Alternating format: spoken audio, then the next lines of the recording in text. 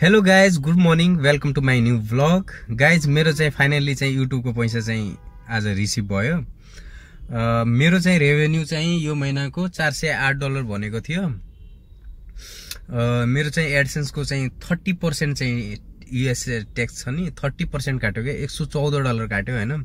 $114 काटेपछि चाहिँ अहिले चाहिँ मेरो रिसिभ चाहिँ कति भयो भनेपछि $293 चाहिँ रिसिभ भयो।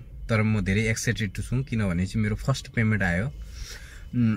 तपाईलाई देखाउँछु मैले हैन। यहाँ चाहिँ तपाईले हेर्न सक्नुहुन्छ मेरो युट्युबको ड्याशबोर्ड जहाँ डलर फर्स्ट पेमेन्ट आउँदाको खुसी चाहिँ खतरा हो, किनभने चाहिँ यहाँ पहिला चाहिँ मेरो यस्तो पेमेन्टहरु आएको थिएन।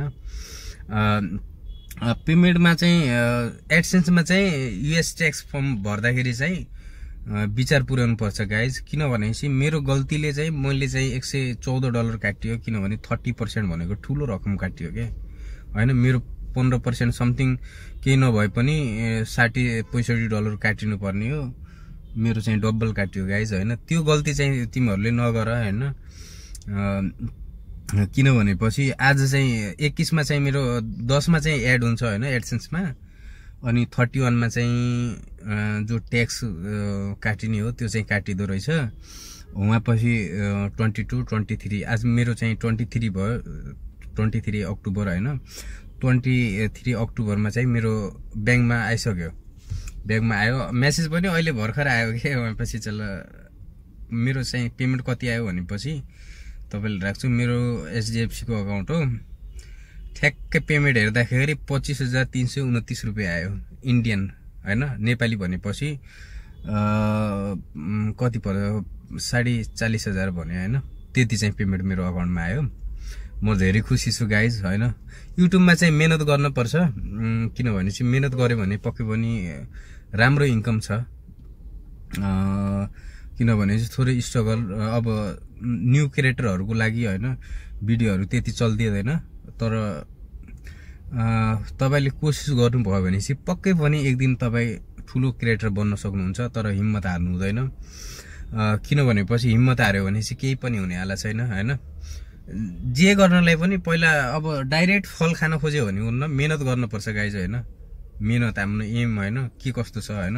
अनि एउटा कुरा तपाईलाई म यो भिडियोमा के जानकारी दिन्छु भनेपछि तपाईले चाहिँ कुनै चीज अब ब्लगको क्याटेगोरी छ अनि गेमिङ भिडियो हाल्दै हुनुहुन्छ भनेपछि त्यो चाहिँ तपाईले गल्ती गर्दै हुनुहुन्छ, बुझ्नुभयो कि नै। त्यो चाहिँ कसरी गल्ती गर्नु हुँदैछ भनेपछि तपाई भिडियो चल्दिदैन, नचल्यो भने त गाह्रो छ नि फेरि हैन। युट्युबलाई दोष लगाएर हुन्छ।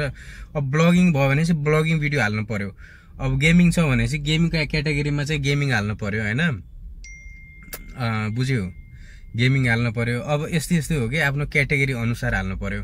अनि गाइज तपाईहरुले चाहिँ रिल पनि हाल्दै गर्नु होला, किनभने चाहिँ सर्ट भिडियो हाल्यो भने चाहिँ सर्टमा धेरै छिटो ग्रोथ हुन्छ हैन। अब किनभने चाहिँ लङ भिडियोमा यति चल्दिदैन, टाइम लाग्छ। लङमा त धेरै टाइम भन्ना नि अब सबै भिडियोबाट एकदमै छिटो हुने भन्ने हुँदैन। RPM पनि हैन सानो दिन्छ, कहिमा $1 दिन्छ, $2 दिन्छ हैन 1000 भ्युजमा हैन, त्यस्तै हो। त्यही भएर थोरै विचार गर्नु होला हैन कन्टेन्ट बनाउँदाखेरि। अनि चाहिँ यो एडसेन्सको तपाईलाई मैले भने नि यो चाहिँ एकदमै ध्यान पुर्याउनु पर्ने अनि एउटा इन्फर्मेसन वाला भिडियो हैन। त्यो चाहिँ मैले गल्ती गरे चाहिँ 30% मैले दिएको पे गरेको छु।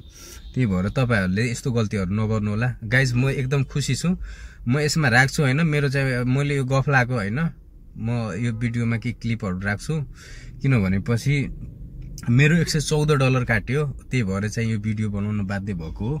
एउटा एक्साइटेड पनि छु, किनभने चाहिँ मेरो फर्स्ट पेमेन्ट हो नि त। अनि त्यही भएर गल्तीहरु त अब आफैबाट हुन्छ हैन। त्यही भएर त्यो ट्याक्सेस फर्म भर्दाखेरि चाहिँ एकदम सचेत भएर चाहिँ भर्नु होला। अरु कुरा यस्तै हो गाइज। के समस्या हुन्छ युट्युबबाट के हुन्छ भने चाहिँ मैले चाहिँ आफ्नो डिस्क्रिप्सनमा चाहिँ आफ्नो नम्बरहरु शेयर गरेको छु, मलाई मेसेज गर्दा पनि हुन्छ। WhatsApp नम्बर छ नेपालको। त्यही हो गाइज। अब तपाईहरु पनि युट्युबर बन्न सक्नुहुन्छ, मेहनत गर्नु होला, त्यही भन्न चाहन्छु। मेरो इन्कम हेर्नु होला, मैले तपाईलाई स्क्रिनशट केही बीचमा राख्दिने गर्छु हैन, राख्छु मेरो आएको पैसा हैन। त्यही भएर तपाईहरु पनि मेहनत गर्दै जानुहोस्, मेहनत गर्यो भने चाहिँ फल पक्कै पनि पाउनुहुन्छ। आजलाई यति गाइज, अर्को भिडियोमा भेटौँला। Thank you so much, support गरिदिनु होला। Bye by.